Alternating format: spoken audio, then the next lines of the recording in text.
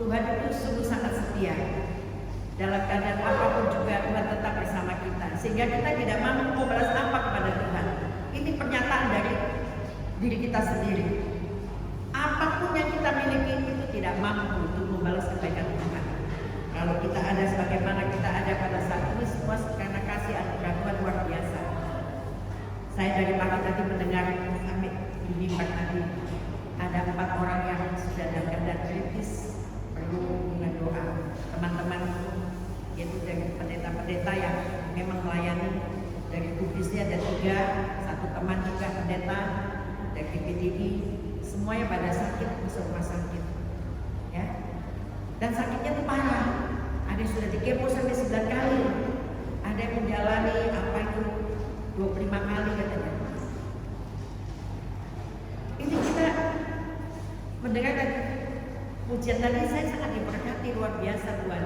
Kami tidak dapat membalas apa yang Tuhan berikan pada kami. Semua milik kami ini tidak berarti kecuali persembahan hidup dari kami sendiri. Amin. Mari hari ini kita akan mendengar firman Tuhan, karena firman Tuhanlah yang mengajarkan kepada kita semua. Kalau saudara mendengar hari ini bisa diterangkan kepada yang lain, itu gunanya mendengar dan menjadi berkat bagi orang lain, ya. Saya sendiri juga sering membaca dan juga mendengar kesaksian-kesaksian dari video maupun dari mana. Saya itu bukan orang yang keras hati, tidak mau diubahkan, ya. Jadi jangan kita sok sombong bahwa firman Tuhan itu merasa kita punya diri sendiri yang benar, tapi kita bisa melihat menimbang pada kesaksian-kesaksian yang lain. Ini sangat memberkati kita.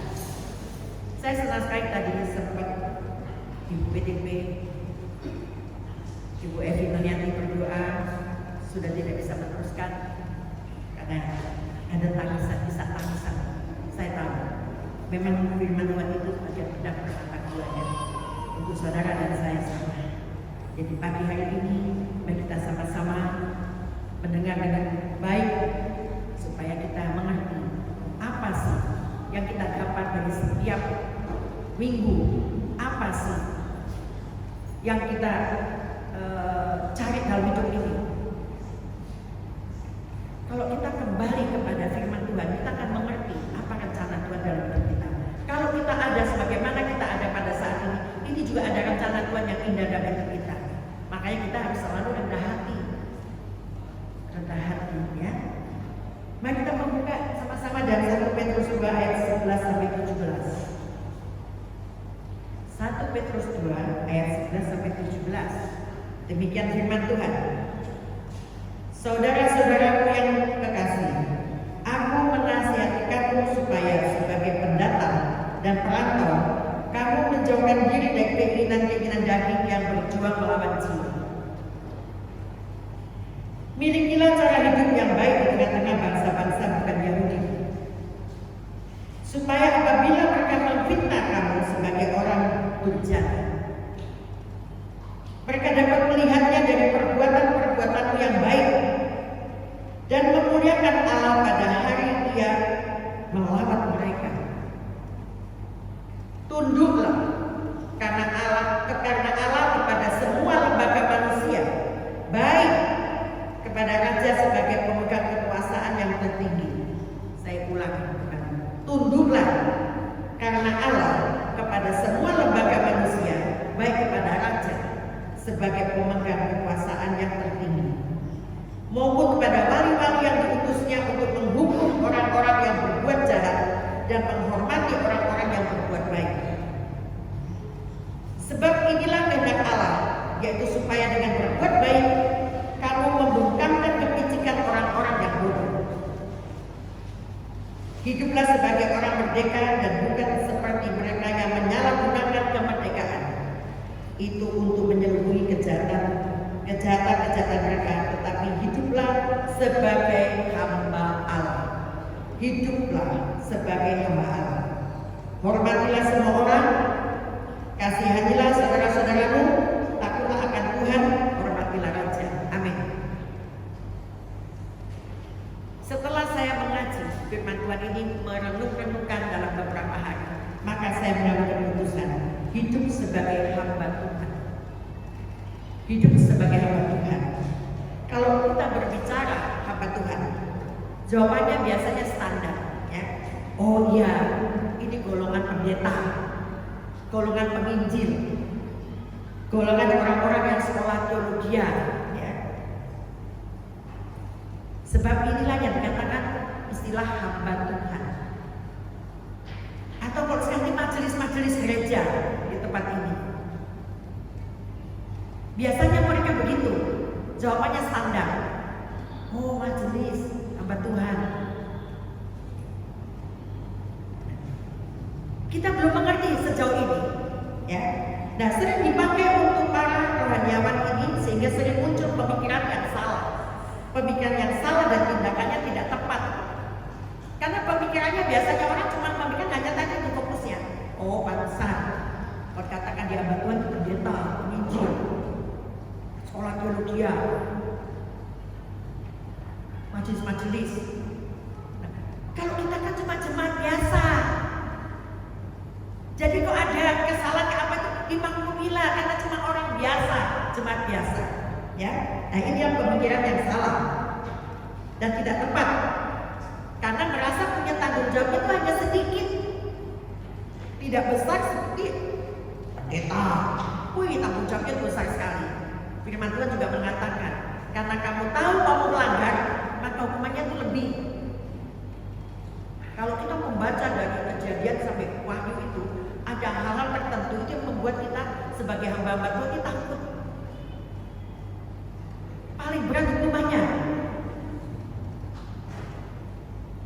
penginjil yang sekolah teologi, ini tidak gampang. Sekarang di skup kecilnya itu majelis-majelis gereja dan juga orang-orang percaya. Kita ini orang-orang percaya, ini juga sama.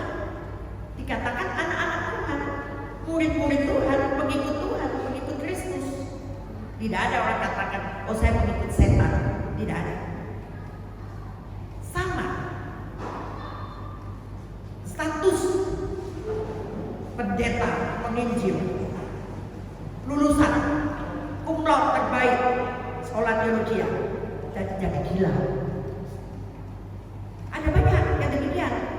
Karena dia terlalu pintar belajar tentang Tuhan, tentang alam semesta, aja jadi gila. Makanya saya suka selalu berkata, saya ini orang yang paling berani, paling vokal. Saya ada masuk grupnya alumni ya untuk STII. Mungkin cuma saya sendiri yang baru di zaman orang kemarin dari tahun 2004 sampai sekarang saya paling berani, yang paling vokal. Saya kok ada yang tidak bagus, tidak menjadi berkat, saya langsung camplok. Karena itu di situ ada dosen-dosen yang hebat. Saya nggak peduli gitu loh. Saya berani mengatakan saya juga harus bisa melakukan. Bukan jargoni, so ngajar nggak bisa melakoni. Ada banyak orang tahu teori tapi tidak tahu praktek, ya. Jadi harus berhati-hati. Jangan kita salah pemikiran ini. Dan tidak tepat kalau berbicara bahwa tanggung jawabnya lebih besar pada mereka daripada kita. Nah, kita harus ngerti ya, penerima surat Petrus ini adalah orang percaya. Penerima surat Petrus ini adalah orang percaya. Bukan cuma orang yang dikatakan rohaniawan, tidak. Tetapi Petrus menyebut mereka hamba Tuhan. Hamba Tuhan, ya. Kalau berbicara hamba Tuhan, kita akan bertanya, siapakah hamba Tuhan itu? Siapakah hamba Tuhan itu? Setiap orang percaya adalah hamba Tuhan. Amin. Setiap orang percaya adalah hamba Tuhan. Saudara dan saya itu sama. Sekarang apa makna hidup sebagai hamba Tuhan? Yang pertama, ada yang dipertanggungjawabkan. Saya itu merinding loh, saat saya ini merinding. Tidak tahu kenapa. Ada dipertanggungjawabkan. Hidup sebagai hamba Tuhan berarti apapun yang kita lakukan itu harus dipertanggungjawabkan kepada Tuhan. Tidak ada terkecuali. Semua orang percaya itu mempunyai tanggung jawab kepada Tuhan. tidak selalu berhadapan dengan orang-orang yang seiman dengan kita.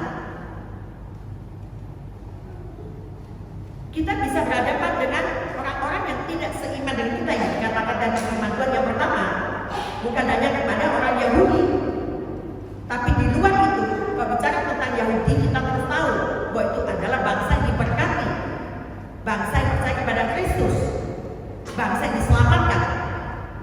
Tapi kita juga bisa mempunyai hubungan kepada orang-orang yang tidak seiman, ya. Misalnya dalam pekerjaan. Dalam pekerjaan kita bisa bertemu orang yang berbeda iman di dalam pekerjaan. Mengapa firman Tuhan tadi dari awal nanti ayat 11 sampai 17 kita diajarkan untuk apa artinya menjadi berkat. Jadi kita berpikir bahwa kita ini dianggap sebagai orang yang bangsa Yahudi yang sudah diselamatkan, tapi orang lain tidak. Nah ini diajarkan. Ya, tadi kita ulang kembali baca di ayat tadi dijaga di ayat 11 sampai 17. Nah, baik rekan kerja, karyawan ataupun atasan kita sendiri juga ada di luar seiman dengan kita. Saya banyak mendengar memang saksian ini sebentar lagi kepala saya mau diganti, tapi bukan orang seiman, tapi baik gitu. Ada yang bilang ya kita harus hati-hati. Nah ini gunanya firman Tuhan nanti ini gunanya banyak, harus dipegang, ya harus dipegang. Kalau kita sebagai seorang pekerja, seorang atasan, kita mau sebagai seorang murid, mau seorang apa, ini harus dipegang ya. Petrus mengingatkan orang percaya pada masa itu tentang status mereka sebagai orang merdeka sekaligus hamba Allah. Kita katakan kita orang merdeka, padahal kita tawanan roh. Saya selalu katakan saya ini orang merdeka. Merdeka dari apa? Saya sudah diselamatkan dari dosa. Karena pengorbanan Tuhan kayu saya menjadi orang percaya, saya dibebaskan menjadi orang merdeka dari dosa. Tapi saya menjadi orang tawanan. Tawanan itu artinya bukan saya ditawan di penjara yang diawasi oleh polisi, tapi ada satu sosok yang berkuasa, yang mempunyai hidup manusia, yang mengawasi kita 1 kali 24 jam. Ini sebagai tawanan. Tidak sebebas-bebasnya kita harus melakukan segala hal. Hati pikiran pun kita pasti ada yang kontrol, ya. Istri, suami, anak, orang tua, teman, ya, guru, saudara, dia tidak akan pernah tahu pikiran saudara. Tapi ada satu sosok yang berkuasa atas hidup manusia, dia tuh mengontrol. Kalau sekarang dikatakan orang yang suka gosip, dia gosip sendiri, dianggap tidak ada yang tahu. Ingat, ada pepatah berkata, di sebelah dinding ada telinga, masih dinding ada telinga. Bayangkan kalau dinding ini, tapi dia mempunyai telinga. Ini peribahasa dunia. Nah, kita orang percaya kita tahu setiap perkataan, hati pikiran kita, perbuatan kita, ini ada yang mengontrol, ada yang mengawasi.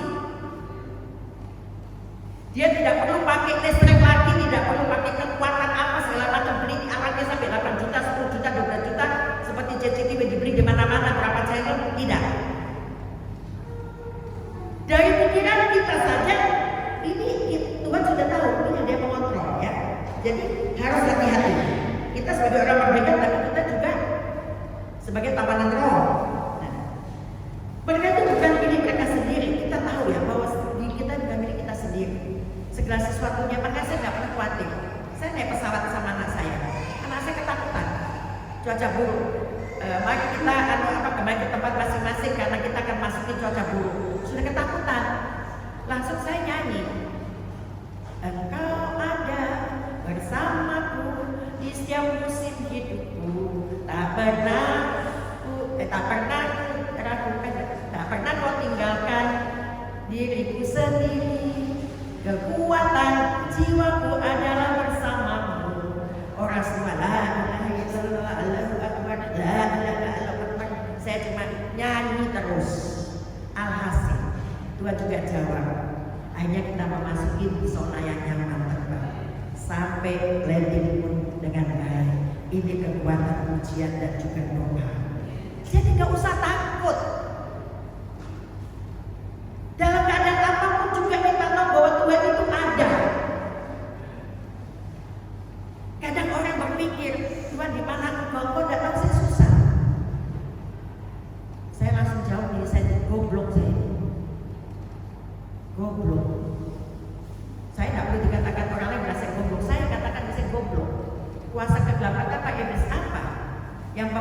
saya. Kok saya bilang gini, apapun yang terjadi, tentu ada rencana Tuhan yang indah, yang baik bagi kita, yang mendatangkan kebaikan. Nah, ini kita harus percaya firman Tuhan, menjadi hamba Tuhan, menjadi orang yang hidup bersama Tuhan, menjadi murid-murid Tuhan, menjadi jemaat Allah. Kita harus tahu, dan keadaan apapun juga ini Tuhan izinkan. Jangan cuma pujian selera itu tak akan terjatuh tanpa seizin. Jadi kalau ada masalah, ini seizinnya siapa? Kesalahan kita, ya manusia banyak berbuat salah, tapi diizinkan untuk mengalami. Tapi kita juga tahu bahwa Tuhan tidak pernah membiarkan kita sampai jatuh tidak mampu tergeletak. Ini janji Tuhan. Nah, ini kita harus bersyukur sebagai hamba Tuhan. Kita itu bukan memiliki diri kita sendiri, tapi kita adalah milik Tuhan. Sehingga kita juga harus mengikuti kehendaknya. Ada kriterianya. Menjadi anak Tuhan yang mau diperhatikan oleh bapaknya itu punya kriteria, mempunyai aturan. Saya mau disayang sama suami saya harus melakukan yang baik di mata suami saya, melakukan yang baik di mata Tuhan khususnya. Yang pertama, banyak hal yang harus kita lakukan. Mau dipuji sebagai suami yang bertanggung jawab, harus juga mempunyai tanggung jawab yang baik. Sebagai anak-anak juga demikian. Mau dikasihani, mau disayang oleh orang tuanya, harus mempunyai sikap yang baik. Katanya anak Tuhan, hamba Tuhan. Kok begitu ya? Ada orang berkata demikian. Saya tidak mau dengar. Saya bilang, Tuhan ampunilah dia, ampunilah dia. Karena kok saya bilang, Tuhan kutukilah dia, saya saja dikutuk Tuhan. Tuhan hukumlah dia, karena dia ini Tuhan kurang ajar, sudah mencemarkan baik namamu. Itu tidak akan terjadi sama dirinya, bahkan saya harus menerimanya. Karena firman Tuhan berkata, jangan engkau membalas kejahatan dengan kejahatan. Doakanlah dia, doakanlah, dan mintalah berkat pada Tuhan, supaya apa? Memberi keluasan kepada Tuhan, sebentar badan dan atas kepala. Jangan, ya. Ada orang yang mulutnya jahat, yang apa ini juga kita sebagai hamba Tuhan kita harus memberi contoh yang baik. Dan ada gunanya. Saya untuk proses kesini ini berat sekali. Saya sudah katakan beberapa bulan yang lalu, saya dimaki-maki orang, saya tidak bersalah. Terus saya tidak bersalah, saya berjalan. Saya tahu deh, saya jalan benar, saya tahu aturan, saya punya SIM, bukan SIM yang beli, SIM pakai ujian simulator juga ada. Saya punya sertifikat untuk dapat ini nyetir mobil ini, punya sertifikat untuk SIM, tidak beli. Dari mulai awal saya sekalipun saya anak istri seorang pejabat, saya tetap saya ujian. Ibu di mana? Sampai ngatak itu ada supir saya.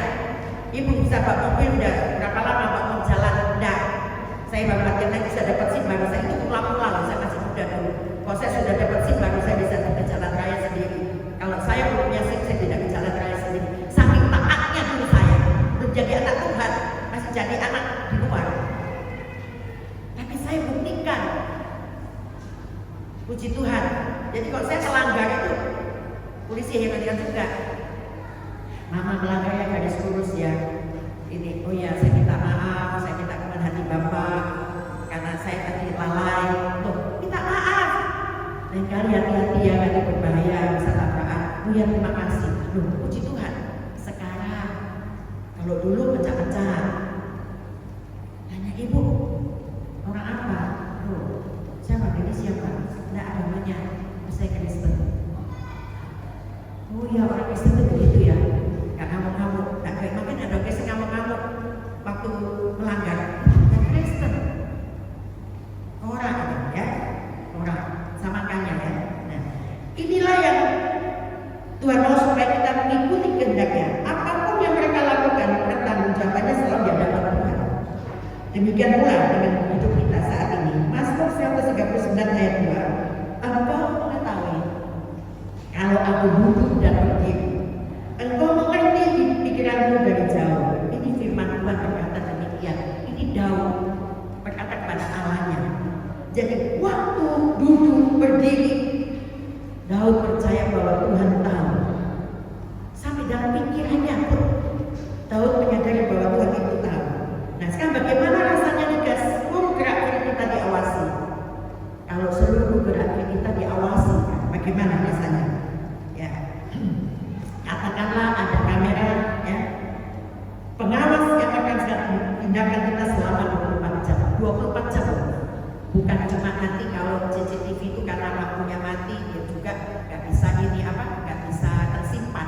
putus di situ. Sekarang kan pintar, kalau ada pencuri yang pintar atau apa pak dimatikan tuh listriknya, dia baru berpindah, tidak kelihatan.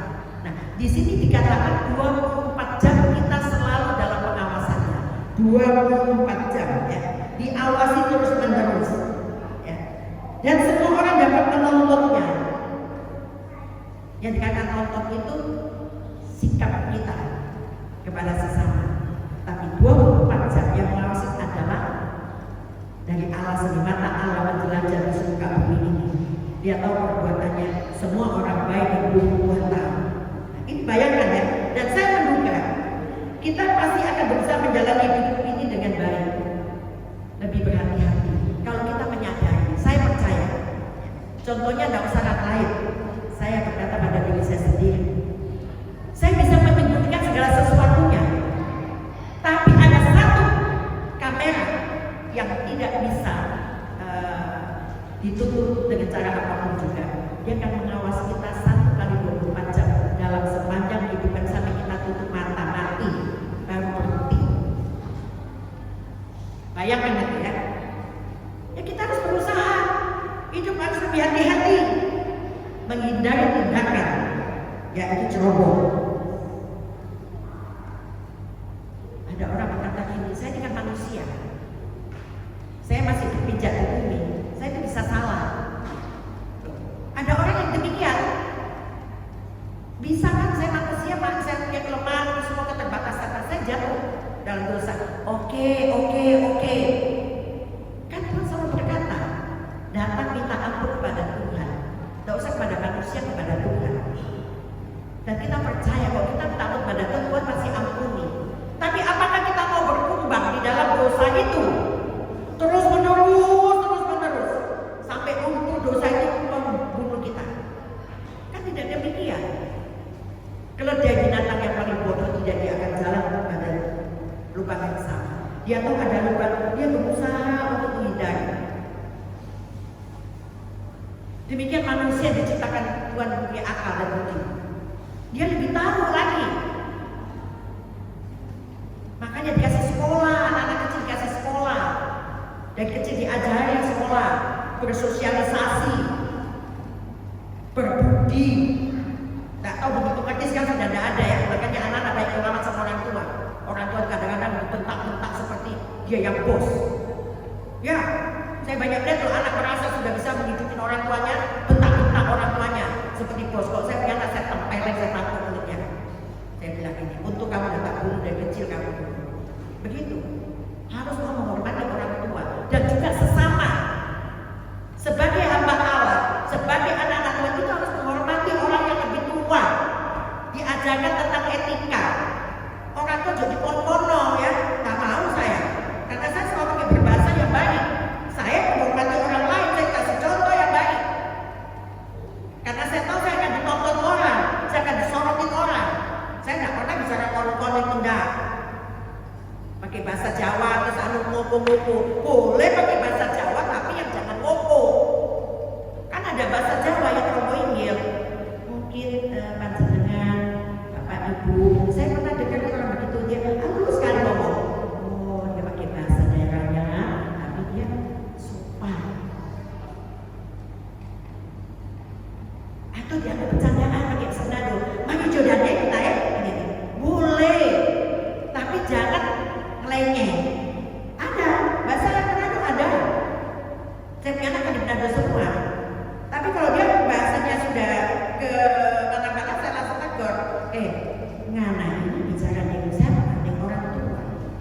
Ngana pakai juga kata-kata yang lebih baik dong. Yang tidak demikian dia bilang ini. Ngana bicara seperti ngana teman. Bicara kok yang baik sedikit. Orang tua, menghormati orang tua. Kalau kamu besok menghormati orang tua, kamu harus hormati orang tua. Ada tutur bahasanya. Apalagi bicara sama seorang yang punya jabatan. Oh, ini boleh sembarangan. Dulu saya kalau dari masa ketemu siapa? Ketemu ibu. Ibu siapa? Ibu Dewi. Kamu tunggu dulu. Bagaimana kakak ini? Bicara sama saya, dia udah pakai aturan sudah suka. Maaf ya Pak. Ibu kata silakan keluar dulu karena saya ada lebih penting saya kerjakan. Saya nggak ada waktu untuk menemani saudara berbicara atau berbicara dengan saya. Saya begitu dulu. Karena kita tahu gitu, kalau kita ada orang ini sudah nggak sopan, jangan dilayani. Saya mulai belajar itu sekarang. Sama halnya juga saya dengan suami saya. Saya tahu suami saya itu orang suka bercanda, tapi saya harus mengatur perkataan supaya jangan dia sakit hati, jangan dia juga bagaimana caranya apabila sudah keadaan sakit yang butuh perawatan, ya seorang istri harus ada bahasa yang menghibur. Saya nggak pernah tekan sama Bapak Gembala tentang apa-apa yang membuat dia susah. Nah, sudah syukur kalau tidak mengeluh kepada kita. Tapi saya tahu diri karena ini maksudnya ini. Tuhan, saya terima kasih Tuhan berkekuatan saya untuk menggenapi janji pernikahan saya. Saya harus melakukan yang terbaik untuk suami saya. Karena saya tahu upah saya tidak sekarang, tapi nanti setelah saya meninggal, dia bilang gini, Tuhan sudah siapkan upah bagi saya yang setia kepada suaminya yang melayani. Demikian juga suami juga kepada istrinya yang melayani ya. Saya ada saksikan sampai detik ini sudah 14 tahun. Itu biasanya Ibu Emi itu sampai sekarang masih sakit. Tidak sadar diri sampai sekarang 14 tahun. Rumahnya dibuat seperti rumah sakit. Berapa miliar dana yang sudah dipakai oleh anak-anaknya dan suaminya. Kan tidak pantas kalau kita bilang sama dokter suntik mati saja biar ini mati daripada nyiksa. Tidak demikian. Suaminya melayani luar biasa. Saya belajar dari situ. Dia seorang laki-laki bisa melayani suaminya sampai saya kalau doa bisa nangis. Coba disebut. Jangan minta doa sembuh ya. Kasih aja minta doa yang terbaik itu Tuhan. Oh ya, saya kan berdoa tidak kesembuhan. 14 tahun udah bikin apa? Bisa apa? Kan dia cuma kecil. Semua organ tubuhnya sudah lemas, nggak bisa buat apa-apa. Makan pakai sonde. Penderitaannya luar biasa. Tapi suaminya melayani dengan baik, dengan kasih. Saya langsung bilang tepuk-tepuk itu. Suaminya punya tahu surga sudah disiapkan untuk Bapak. Iya. Saya belajar setia, tidak ke kiri ke kanan. 14 tahun suaminya juga masih muda. Sekarang usianya belum 60 suaminya. Coba bayangkan. Apakah kita bisa? Saya belajar itu saya langsung belajar. Saya ini cuma perempuan. Karena kok perempuan itu katanya lebih rendah, kastanya dari laki-laki, derajatnya. Laki-laki itu loh, the best. Tapi dia merendahkan hati, dia mau melayani istrinya sampai anak-anaknya. Karena dia melihat pengorbanannya papanya demikian kepada istrinya, anak-anaknya itu rame-rame mendukung. Oh, tidak suka-suka menjual rumahnya 3 miliar, 2 miliar, berapa miliar sudah untuk disumbangkan kepada orang tuanya. Nah, ini juga semua apa yang kita lakukan Tuhan melihat dari atas. Jadi Tuhan juga memberkati juga orang tua ini supaya tidak terlalu berpikir tentang dana. Nah, dia sudah habis orang kaya ya, orang kaya. Nah, inilah yang Tuhan gendaki dari kita, menghindari tindakan ceroboh serta perbuatan lain yang memalukan. Saya tidak berjabakan dengan tindakan yang memalukan, ya, perbuatan yang memalukan. Hidup sebagai hamba Allah, hidup dalam pengawasan Allah setiap saat di sepanjang hidup kita. Ini kita harus perhatikan ya, setiap saat. Doa Daud dalam Mazmur 139 ini mengingatkan kita akan hal ini. Segala sesuatu tentang keberadaan diri kita, setiap kita bagaimana perbuatan kita, bahkan isi hati kita. Kalau tadi pujian tadi katanya mau apa? Tetap setia walau topan melanda. Akan tetap setia. Nah, ini yang akan kita tunjukkan kepada setiap orang yang dikatakan lagi akan ditonton. Yang mengawasi itu adalah tadi kamera yang 24 jam yang tidak pernah berhenti. Oleh keadaan apapun juga, dia tidak tergantung oleh listrik mati, tidak tergantung oleh apapun bentuknya, magnet apa yang ini. Tapi mana Allah akan menjelajahi seluruh bumi ini kepada orang-orang baik ataupun baik. Tahu, hati pikiran kita aja Tuhan tahu, ya. Nah, kalau kita sudah tahu ini dan semuanya ini sudah terpapan dengan jelas, di hadapan Allah tidak ada satupun yang tersembunyi. Tidak ada yang tersembunyi baginya. Jangan cuma pujian. Keadaannya digambarkan dengan tepat oleh satu istilah dalam bahasa Latin, yaitu coram deo. Coram deo. Coram deo ini, frasa ini secara literal berarti bahwa sesuatu yang terjadi di hadapan Allah, di depan mata Allah itu sendiri. Ada bahasa Latin ini, arti coram deo itu segala sesuatu apa yang kita lakukan, kita perbuat itu ada di hadapan Allah. Ini dialami oleh setiap manusia yang hidup di dunia ini oleh sejak dia kecil. Kalau anak kecil 4 tahun mungkin belum mengerti ya. Kita pukul sekarang juga dia tidak mengerti lagi. 8 tahun, 9 tahun mungkin dia lupa.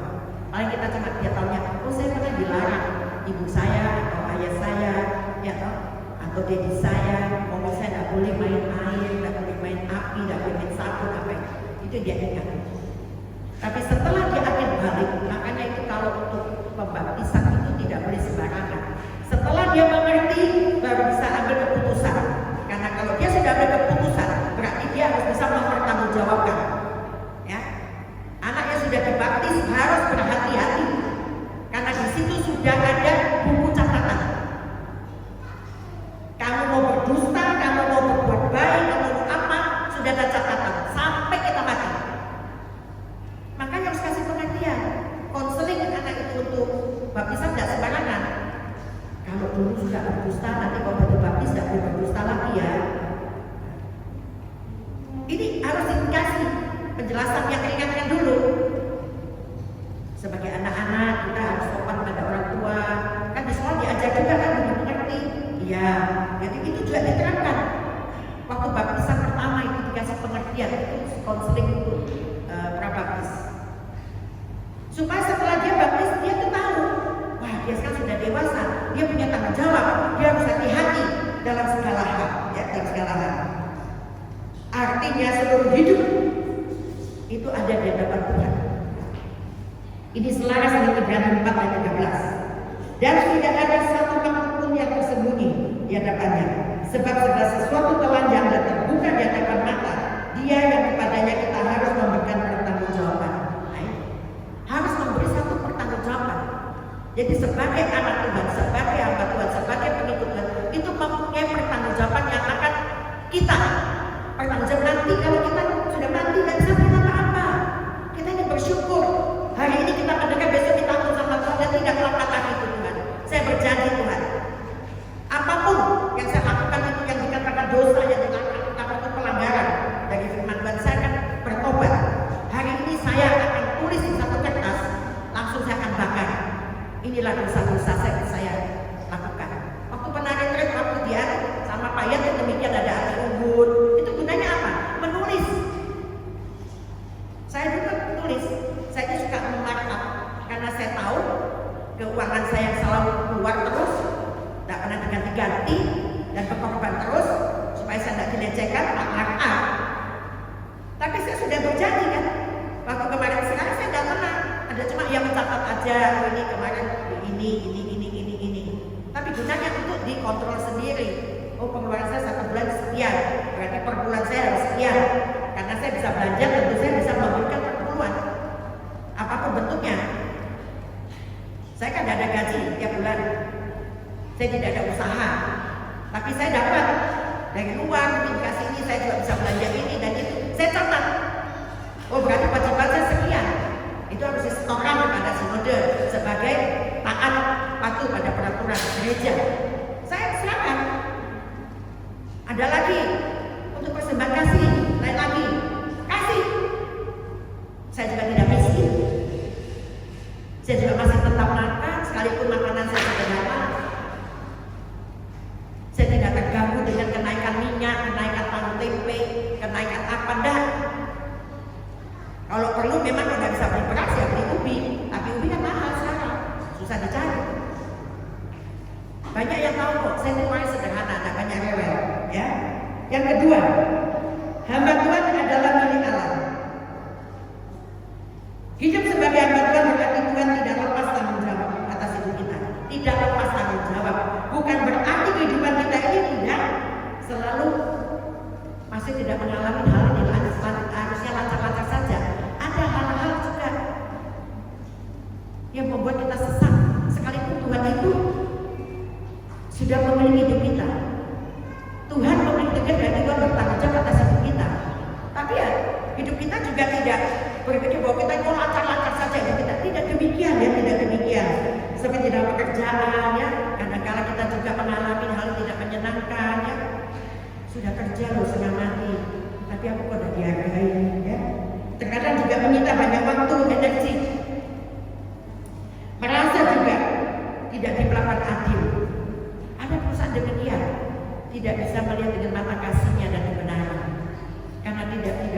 kasih tidak ada kebenaran. Dia pegawai satu kerjanya setengah mati pulang. Bahkan semua yang lain sudah pulang jam 4, dia masih nunggu sampai jam 6. Kadang tunggu sampai bosnya pulang baru dia pulang. Tapi dia hidupnya biasa-biasa saja. Bahkan mengalami ketidakadilan. Nah, ini juga hati-hati. Kadang-kadang juga memicu pemikiran yang salah dari anak-anak Tuhan. Aku daripada gini mendingan aku main-main juga. Ngapain aku serius? Ngapain aku pelayanan serius? Toh bodohnya pada pokok. Aku ya biasa-biasa aja. Pelayan ayo juga ngono kok. Aku ya main-main juga. Hati-hati. Saat kita melayan, di situ udah ada catatan yang kuat. Dari hatimu yang dikuasai oleh iblis. Bayangkan. Iblis senang. Iblis itu selalu 24 jam juga menjaga kita di samping kita untuk menjatuhkan kita. Iblis 24 jam juga. Satu sisi ya kita diawasi oleh kamera dari 1 kali 24 jam, tidak pernah berhenti sampai kita tutup mata.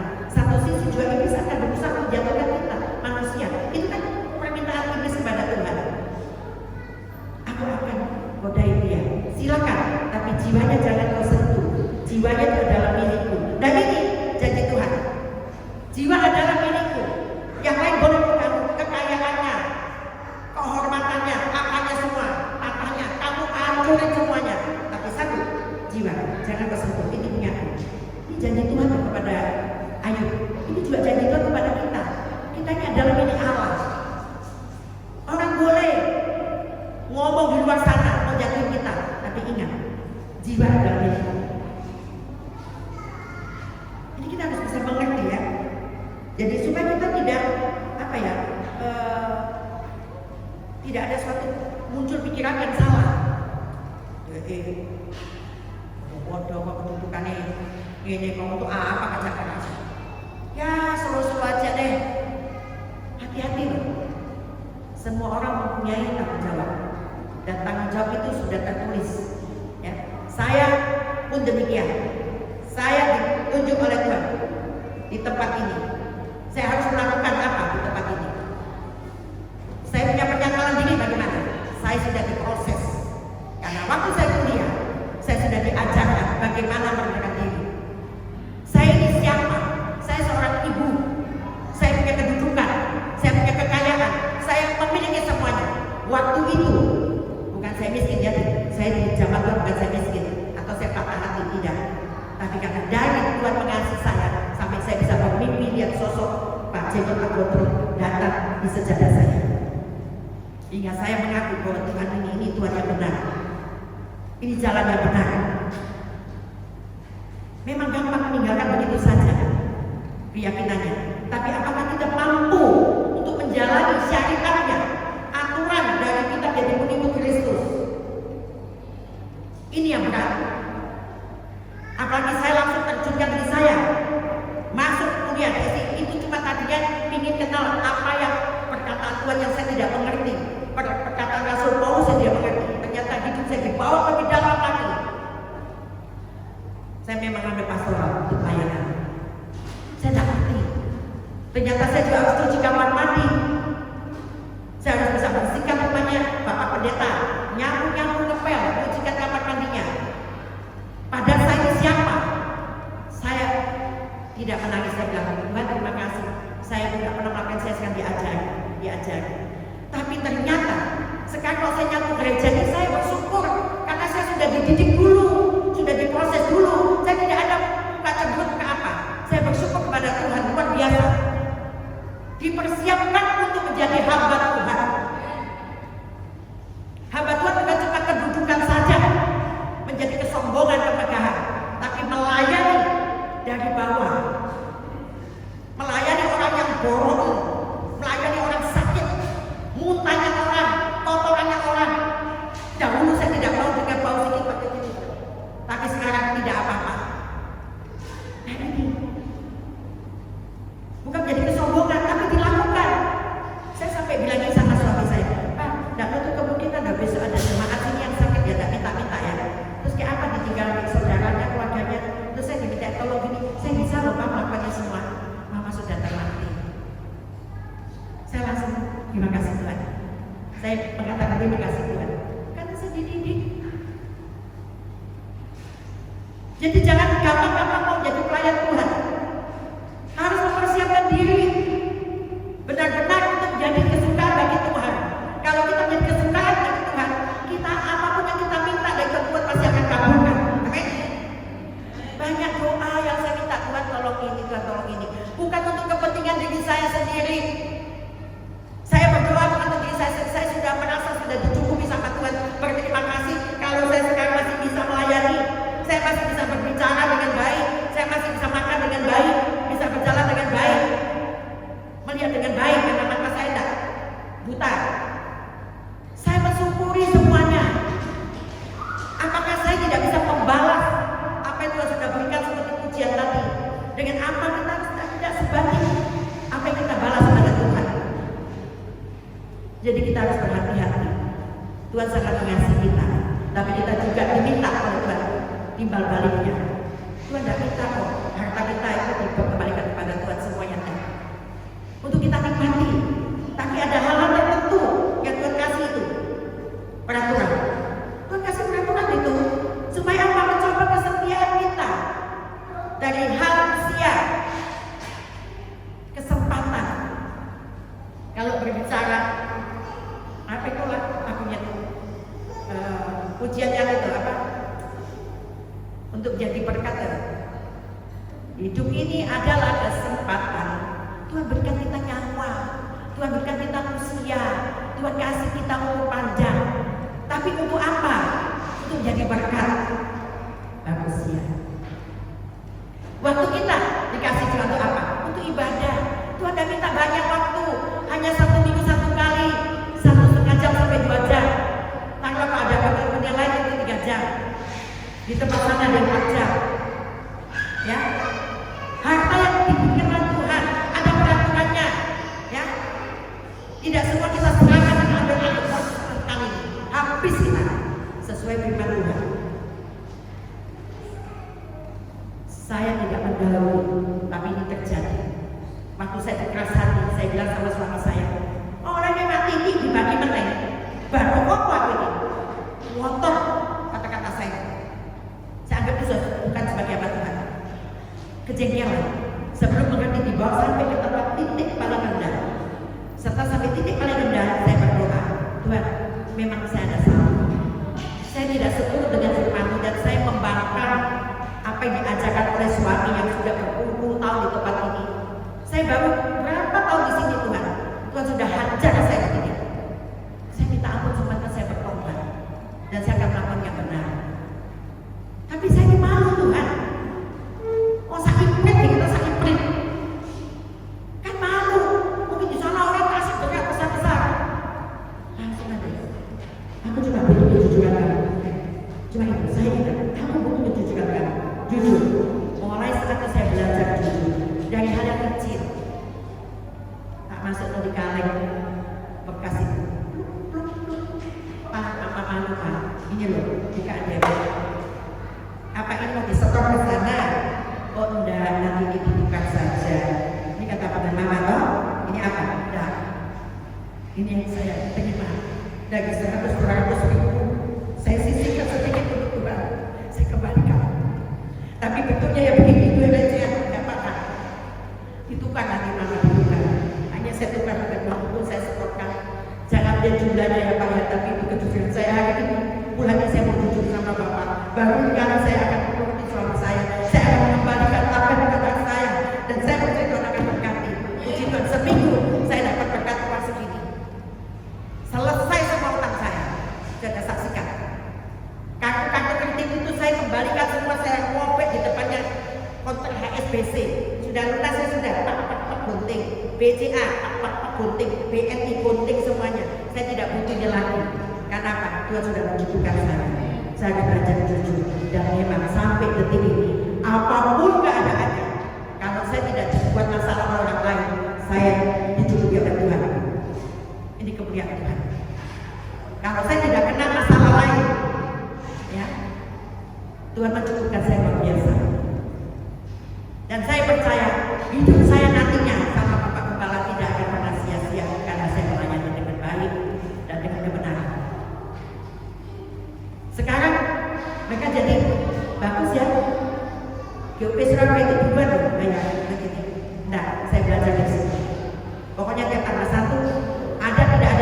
sebagainya. Ternyata apa? Mereka juga menilai. Contoh, tidak gampang bapak kepala negeri jadi 3 kali penasehat, ya 3 kali. Dan keadaan papa tidak berdaya, papa tidak berdaya, tapi begini 3 kali. Pembelian itu hanya 2 kali, tidak ada 3 kali. Kalau ada kehebatannya, nanti dari apanya. Satu, mereka kata doa. Yang kedua, teladan. Saya bersyukur, berterima kasih pada Tuhan karena saya dipertemukan dengan Bapak Gembala yang banyak mendidik saya. Saya nggak pernah takut mau mati besok, mati lusa. Saya udah bilang sama anak saya, kalaupun saya duduk-duduk, saya dipanggil Tuhan, saya langsung semoga Tuhan, saya udah siap. Saya nggak tunggu Tuhan, saya ada urusan Tuhan besok dulu atau kapan, udah. Lebih cepat, lebih bagus. Tapi satu yang saya minta sama Tuhan, sebelum anak saya yang 2 orang tua kayak ini belum bertobat, Tuhan jangan panggil saya. Dan setiap saat saya akan doakan, masih ada tanggung jawab saya dan keluarga saya sendiri, 2 keluarga, 2 keturunan saya yang belum mengaku bahwa dia adalah anak Tuhan. Memang Randy sudah, tapi keluarga istrinya, cucu saya masih ada yang masih di luar sana. Ini yang saya minta sama Tuhan. Jadi berapa kali saya sakit kepadamu, saya sampai muntah-muntah seperti cabut nyawa saya. Habis ngepel sini di bawah, baru udah tahan saya. Tuhan, tolong saya, Tuhan kasih kekuatan. Sampai depan suami saya bergemetar. Kenapa? Sampai habis banyak ember-ember.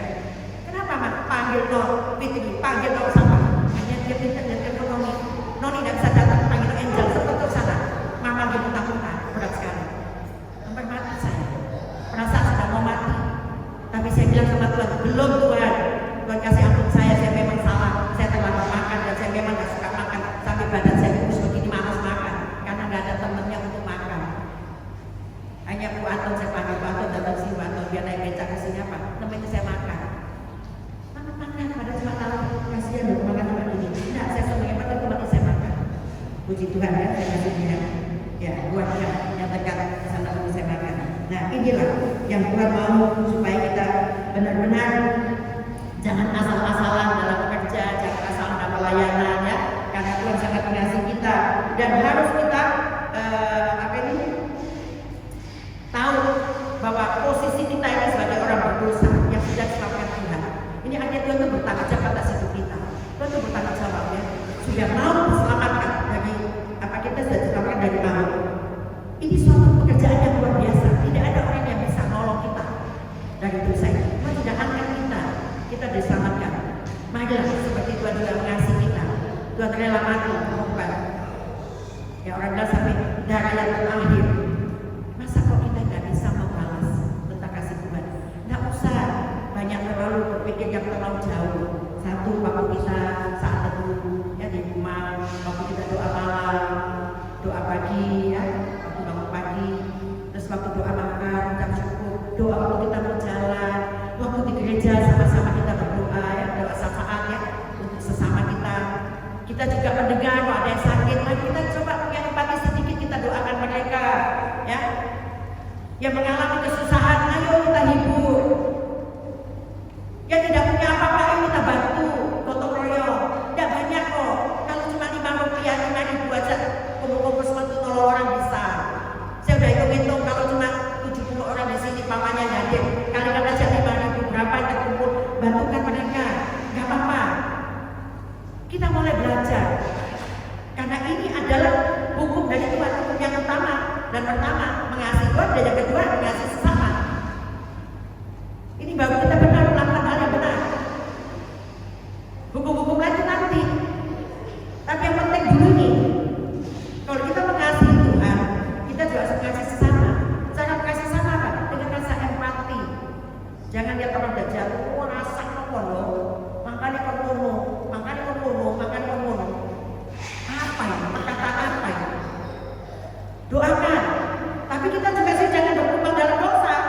Sudah didoakan kalau sampai nangis-nangis, istilahnya air mata jatuh ke ini, ke janggut, meleleh sampai ke dada ini, ke dalam sampai ke janggut. Tapi ya mau doain. Harus kita belajar. Waktu kita sudah sangat singkat. Orang bilang kalau sudah akhir zaman ya ini ayo. Jangan cuma bicara tentang cip yang ada di mana-mana. Kemarin Saya share ke Pak Kai, gak usah ingat, aduh saya gak boleh share terlalu jauh, nanti ketawa lagi Kominfo, saya ditegur lagi. Saya kan udah gitu kok 3 kali, makanya saya 1 bulan diberhentikan, gak bisa kirim terlalu banyak orang, hanya 150 saya minta izin. Saya langsung ingat, saya kirim ke grup juga yang berdiri, saya kirim sana sini supaya tahu mempersiapkan diri. Kalau pakai chip-chip nanti saya sudah nggak mampu, ini sudah ancaman dan itu firman Tuhan dari Nabi ya, sudah pasang lagi chip di sini, jadi tidak usah pakai lagi tanya vaksin, buka aplikasi kartu mana, tanya sudah langsung ada gini. Kemarin saya masih bisa nyelundupin, Fitri kan belum divaksin, saya bisa masukin ke mall, Bu surat vaksinnya, saya minta ini, saya lagi telepon, tak pakai telepon 1 kan mana, karena tidak bisa masuk, pulang kita sia-sia, pada ada kebutuhan yang harus dibeli untuk mami. Hanya dia tak semakin aja kayaknya, pikir loh ini kayak mama ya, ini masih pakai telepon ya, dari telepon itu, terus masuk aja, nah, masih bisa dicolok ini. Tapi nanti ini nggak bisa, udah pakai jari ya, belanja bayarnya pakai tangan, telapak tangan. Jadi sudah nggak laku lagi apa yang kita miliki sekarang, ya. Nah, sekarang kita harus bayangkan orang Kristen yang mula-mula itu menerima surat Petrus, mereka tuh berhadapan dengan tuan-tuan yang bertindak semau mereka karena merasa punya kuasa dan kebebasan. Waktu itu ya, waktu itu diberikan surat itu. Nah, mereka sering diperlakukan tidak baik dan mereka tidak berdaya. Waktu zamannya Petrus mereka dididik tidak baik. Namun firman Tuhan mengingatkan bahwa mereka adalah milik Tuhan. Kita ini milik Tuhan. Tuhan utama mereka adalah Kristus. Tuhan utama kita ini adalah Kristus. Tuhan yang mengasihi kita. Tuhan yang tahu apa artinya menderita. Jadi jangan dikira Tuhan itu nggak tahu kalau kita menderita ya. Tuhan yang tahu penderitaan kita. Tuhan yang melakukan jauh lebih budak manapun. Jadi kita nggak usah kita malu kalau kita dianggap sebagai budak. Saya di tempat-tempat gereja ini saya tidak merasa saya dianggap budak. Saya melakukan dengan benar karena ingat Tuhan Yesus sendiri itu dibuat seperti di bawah budak. Ya. Nah, Tuhan yang susah berkorban, yang sudah berkorban memberi dirinya untuk menyelamatkan kita. Tuhan yang sudah berkorban untuk menyelamatkan diri kita ya. Hidup sebagai hamba Tuhan adalah suatu sukacita yang sangat besar karena kita punya Tuhan yang mengasihi dan menyertai kita senantiasa. Jangan takut ya, kita mempunyai Tuhan yang luar biasa, yaitu Tuhan Yesus sendiri. Setiap orang percaya adalah hamba Tuhan. Maka hiduplah menurut status kita sebagai hamba Tuhan dan percaya kepada. Jangan kita khawatir ya. Kalau kita ini anak Tuhan kita pasti diperhatikan, tapi kita ingat kita diawasi ya 1x24 jam. Corak Dewa adalah sebuah sukacita bahwa hidup kita sebagai hamba Tuhan berada di bawah otoritas. Kita ini di bawah otoritas Allah. Dia senantiasa menjaga, memelihara dan memberkati kita sebagai hambanya. Jangan takut. Corak Dewa juga ini mempunyai sukacita. Sekalipun kita harus berhadapan dengan Tuhan langsung ya. Namun corak Dewa juga merupakan sebuah tanggung jawab. Kita bersukacita, tapi kita juga punya tanggung jawab. Saya percaya yang di sini jemaat Tuhan sekalipun jumlahnya sedikit tidak besar, tapi saya percaya semuanya nanti pasti diterima Tuhan di surga. Amin. Tidak ada satupun yang tertinggal. Ya, saya kasihan dengan ada jemaat 6.000 yang sudah tercerai berai. Dia telepon hari ini sebenarnya mau datang, tapi saya tidak bisa jemput ya. Dia tidak tahu gereja, ada gerejanya. Oh gerejanya ini kan kecil itu ya. Dia kan belum masuk iya, tapi masuklah ke dalam. Karena ibu biasa di gereja yang besar, jadi ibu lihat pintu gerbang itu dia kecil. Saya sampai mau nangis waktu itu. Dia dari gereja yang saat ini sudah ditutup karena perlakuan hamba Tuhan juga ya, hamba Tuhan yang memalukan Tuhan sehingga kesombongannya dia juga harus menerimanya. Dan sekarang semua majelisnya ada di grup saya, di WA saya itu banyak grup sendiri di Immanuel 4 itu grup orang-orang yang tercerai berai. Jumlahnya tidak banyak, cuma 103, lebih besar yang Immanuel itu 156. Ini dari gereja-gereja yang saat ini ditutup karena mereka tidak mempunyai nama Tuhan. Sebagai kesimpulan, menyadari bahwa seluruh hidup kita terbuka di hadapan Tuhan. Hendaklah setiap perkataan kita harus dijaga. Setiap tindakan kita harus harus yang selaras dengan kehendak Tuhan. Harus selaras. Jangan cuma berpikir bahwa saya ini sebenarnya benar, tapi ada hal-hal yang tertentu yang Tuhan sudah perintahkan, yang menjadi kewajibannya. Ini tidak kita lakukan, ya. Hal-hal kecil ini kita harus hati-hati. Jagalah pikiran kita, hati kita terjaga. Hidup sebagai hamba Tuhan mempunyai komitmen dalam kehidupan sehari-hari. Harus mempunyai komitmen dalam hal yang saya katakan, perkataan, perbuatan, sikap, perilaku, karakter kita harus selaras dengan status kita sebagai hamba Tuhan. Harus yang selaras. Jangan bicara saya anak Tuhan, saya orang Kristen, ya kelakuannya bersih. Ini yang selaras. Saya anak Tuhan, tapi saya juga punya pikiran buruk, apalagi mengusik hamba Tuhan, binasa. Sudah dikatakan jangan mengusik hamba Tuhan, binasa. Kalau tidak binasa orangnya, binasa pekerjaannya, binasa pekerjaannya, binasa juga semuanya, keluarganya. Ya, kita harus hati-hati. Saya tidak menakut-nakuti, karena juga kita ini harus menerima juga bukan minuman susu saja, firman yang halus-halus lembut, tapi kita dikasih makanan juga yang keras dari jemaat Tuhan supaya bisa mengerti. Amin. Tuhan memberkati kita semua.